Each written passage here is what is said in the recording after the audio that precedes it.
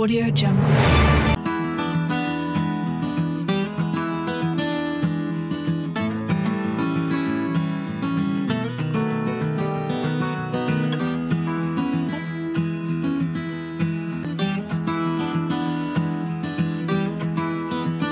Prestige sphere PR আয়োজিত Bengal business excellence award 2025 রাজ্যে অন্যতম মর্যাদাপূর্ণ ব্যবসায়িক স্বীকৃতি অনুষ্ঠান বেঙ্গল বিজনেস এক্সিলেন্স অ্যাওয়ার্ড 2025 অনুষ্ঠিত হলো রাজারহাটের দ্য ওয়েস্টিনে।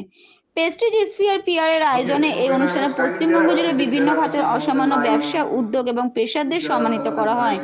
এই বছর অনুষ্ঠানে বিশেষ আকর্ষণ ছিলেন টলিউডের জনপ্রিয় অভিনেত্রী শ্রাবন্তী চ্যাটার্জি, যিনি প্রধান অতিথি হিসেবে উপস্থিত থেকে বিজয়ীদের হাতে সম্মান তুলে দেন।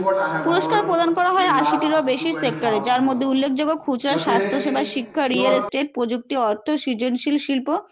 উপস্থিত ছিলেন 150-র বেশি ব্যবসার মালিক, কর্পোরেট নেতা, উদ্যোক্তা ও প্রভাবশালীরা।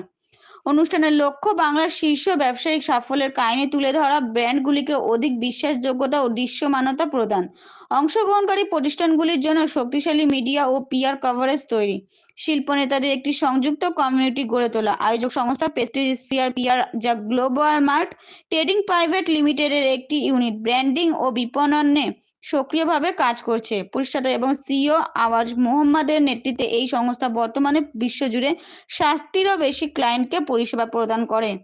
Taher SK, managing director, new Apanjan nursing home, Rampurhat, Birbhum. From Bengal Business Excellence Award team, and I definitely want to congratulate for all the awardees first and all the partners and sponsors, and thanks to all of you media coming and supporting us.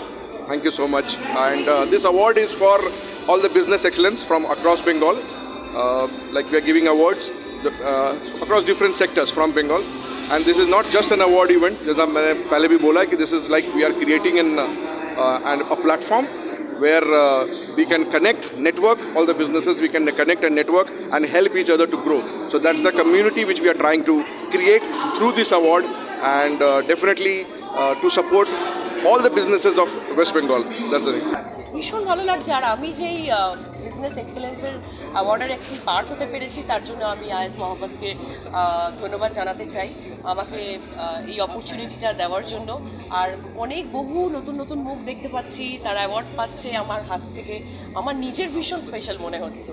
আর আমি চাই এটা বছর বছর এরকম একটা সম্মানীয় সন্ধ্যা আমরা পাই। তো আমার তরফ থেকে অলওয়েজ সাপোর্ট।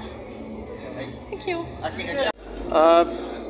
এটা অ্যাচিভ করে খুবই ভালো লাগছে, কারণ কোনো ভালো কাজ করার পরে যখন কোনো অ্যাচিভমেন্ট বা কোনো রকম এরকম অ্যাওয়ার্ড পাওয়া যায় সেটা খুব ভালো লাগে। আপনার খুব ভালো লাগছে।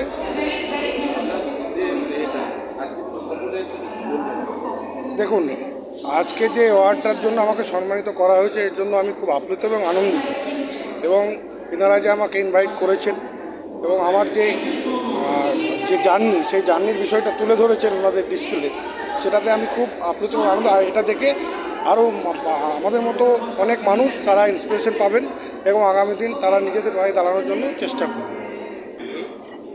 একটা 30 করে যদি অ্যাওয়ার্ড পাওয়া যায় তাহলে তো ভালো লাগারই কথা।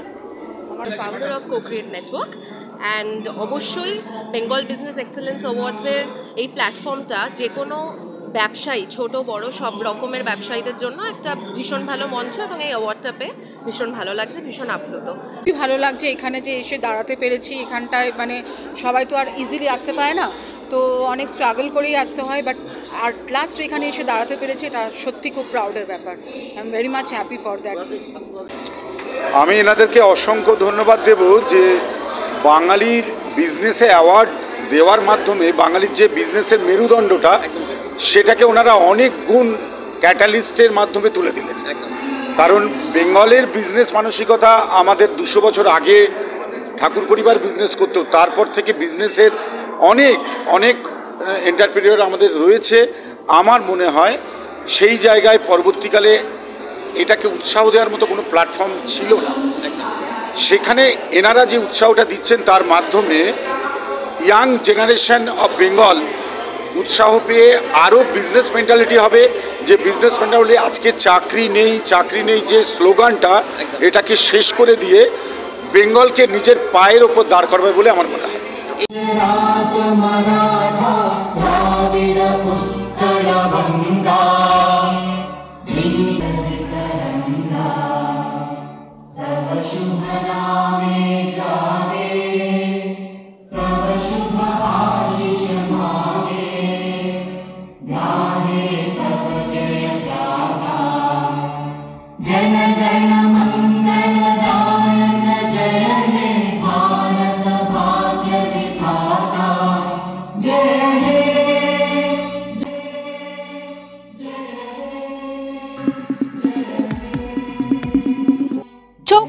বিশ্ববার্তা টিভিতে, যার সততাই শেষ কথা।